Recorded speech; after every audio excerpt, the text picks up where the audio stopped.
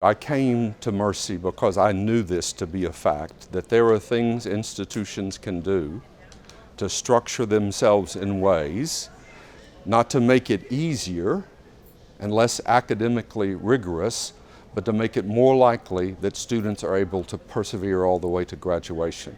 And there are now institutions around the country practicing some structural changes that help students persist and graduate.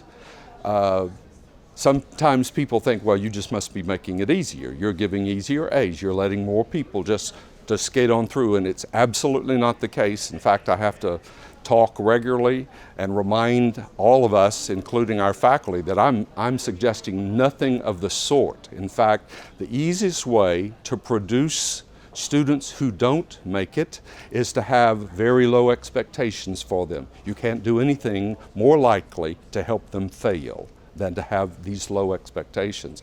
But there are things that you can do that change the way you do things that improve overwhelmingly their ability to succeed.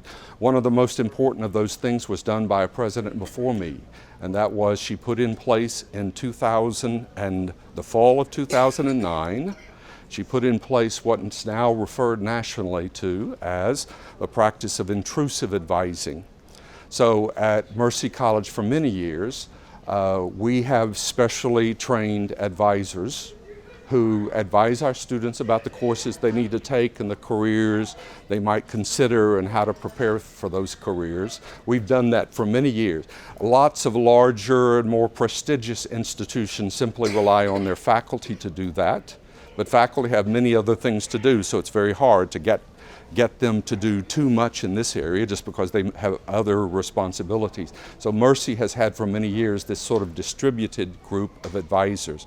Well, what happened in 2009 is we flicked a switch and changed the way they thought and what we expected. Before we flipped the switch, the expectation was when a student comes into your office, please advise them. And that was the general expectation. That's kind of ad hoc, occasional advising, and it doesn't work very well. It especially doesn't work very well for students perhaps who came from families that didn't have college graduate parents, who came from schools that didn't have maybe all of the opportunities. That occasional wait till they show up and give them some advice simply doesn't work. So in 2009, Mercy flipped a switch and changed to what we now refer to and nationally is referred to as intrusive advising. We're not trying to be rude, but the notion is don't wait for students to show up. Try to find out, using data and information available to you, who may be getting a little off track, who may not be advancing the way we expect them to advance, and go figure out why. And go try to bring the help that they need, and use a variety of sources to bring that help.